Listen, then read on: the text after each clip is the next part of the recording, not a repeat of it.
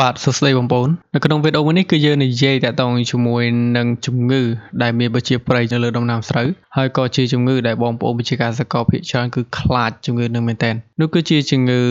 បាក់តេរីនេះគឺជាជំងឺដែលភាគច្រើនគឺកើតទៅលើស្រែក្នុងដំណាក់កាលស្រូវបង្កបង្កើតគួរចាប់ពីផើងតូចផើងធំនិងវគ្គដែលវាផ្សំកសនិងដាក់គ្រាប់ដោយសារតែជំងឺនេះគឺវាកើតក្នុងដំណាក់កាលដែលសំខាន់នៅលើដំណាំស្រូវក៏យើងពិបាកក្នុងការព្យាបាលវាផងដែរមានន័យថានៅពេលដែលវាកើតទៅលើដំណាំស្រូវរបស់យើងហើយគឺយើងពិបាកក្នុងការកម្ចាត់និងព្យាបាលវាមែនទែនហើយកត្តាដែលធ្វើឲ្យជំងឺនឹងកើតច្រើនជាងគេនៅប្រទេសខ្មែរយើងគឺអាកាសធាតុអាប់អួរភ្លៀងច្រើនអាកាសធាតុស្អុះស្អាប់គឺវាកើតហើយវាកើតភាគច្រើនគឺលើពូជដែលមិនសូវធន់ដូចជាពូជសែនក្អូបពូជសង្ហែនិងពូជផ្សេងទៀតដែលវាអត់ធន់ជាមួយនឹងពពួកអាកាសធាតុនិងជំងឺទាំងអស់ហ្នឹងជំងឺបាក់តេរីនៅពេលដែលវាកើតទៅលើស្រែរបស់យើងហើយគឺ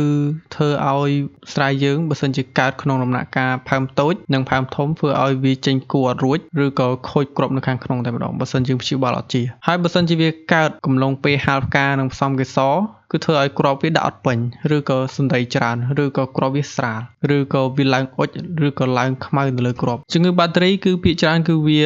ធ្វើឲ្យស្លឹករបស់ស្រូវគឺចាប់ដើមឆេះកែមស្លឹកឬក៏ឆេះចុងស្លឹកឬក៏ឆេះស្លឹកតែម្ដងហើយយើងអាចសង្កេតឃើញជំងឺបាក់តេរីនៅលើស្លឹកបានអាការៈដំបូងដែលបងប្អូនឃើញនៅលើវីដេអូមួយនេះគឺអាការៈដំបូងដែលវាកើតទៅលើដំណាំស្រូវហើយដំណាក់កាលដំបូងនេះគឺយើងអាចសង្កេតឃើញវាបើសិនជាវាមានកើតទៅលើស្រែបងប្អូនត្រូវតែបាញ់ថ្នាំកាត់វាលឿនដើម្បីព្យាបាលវានិងកុំឲ្យស្រូវរបស់យើងចាប់ផ្ដើមធ្ងន់ធ្ងរជាងនេះប្រភពចម្លងជំងឺបាក់តេរីនេះគឺវាចម្លងចេញពីកញ្ច្រាំងបើសិនជា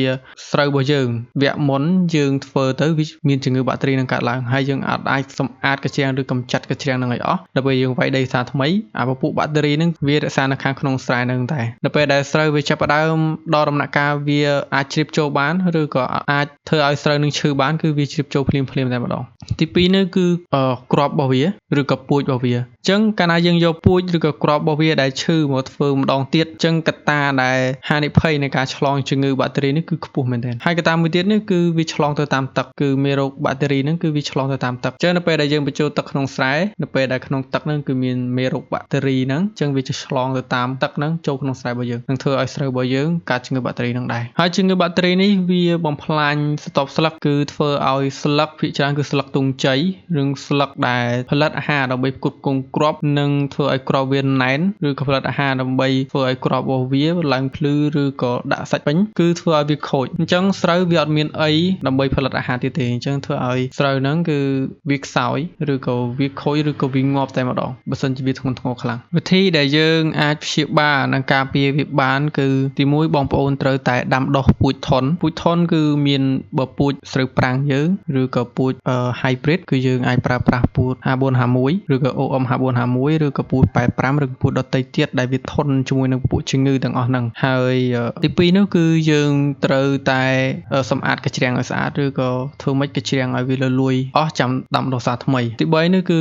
យកគ្រាប់ពូជដែលយកមកដាំដុះគឺយកគ្រាប់ណាដែលវាអត់មានប្រវត្តិក្នុងការឆ្លងជំងឺអញ្ចឹងបើយើងយកគ្រាប់ណាដែលឆ្លងជំងឺយកមកប្រើអញ្ចឹងវានឹងមានកម្រិតហានិភ័យដែលខ្ពស់ក្នុងការឆ្លងជំងឺបាក់តេរីទាំងអស់ហ្នឹងហើយក្នុងកំឡុងការលូតលាស់បងប្អូនត្រូវតែបាញ់ថ្នាំការពារវារហូតកុំឲ្យនៅពេលដែលវាឈឺហើយបានយើងបាញ់ថ្នាំព្យាបាលវាគឺយើងបាញ់ថ្នាំការពារវារហូតដោយសារបច្ចុប្បន្ននេះគឺអាកាសធាតុវាស្អុះស្អាប់ខ្លាំងណាស់សូម្បីតែបច្ចុប្បន្ននេះគឺសឹងតែភ្លៀងរាល់ថ្ងៃហើយអាកាសធាតុនៅពេលដែលក្តៅវាចាប់ផ្ដើមភ្លៀងនេះគឺជាកត្តាដែលធ្វើឲ្យពួកបាក់តេរីនឹងគឺវាឆាប់ឆ្លងនិងឆាប់ធ្វើឲ្យស្រូវរបស់យើងឈឺអញ្ចឹងបើសិនជាយើងបានបាញ់ថ្នាំការពារមុនយើងអាចទប់ស្កាត់បានមួយចំនួនធំដែរទោះបីជាពួកយើងខ្សោយប៉ុន្តែក៏អាចទប់ស្កាត់បានមួយចំនួនធំដែរហើយបើសិនជាឃើញមានស្រូវរបស់យើងឆ្លងជំងឺបងប្អូនត្រូវតែបាញ់ព្យាបាលភ្លាមៗកុំឲ្យវាឆ្លងខ្លាំងហើយបានយើងបាញ់ថ្នាំព្យាបាលអញ្ចឹងថ្នាំដែលអាចព្យាបាលវាបានគឺធ្វើម៉េចទៅរកថ្នាំដែលត្រូវពួកបាក់តេរីហ្នឹងឯងហើយបើសិនជាជំងឺនឹងវាកើតទៅលើក្នុងដំណាក់កាលហាលផ្កាហើយអញ្ចឹងទៅពេលហ្នឹងគឺសឹងតែយើងហួសពេលក្នុងការបាញ់ហើយមានន័យថា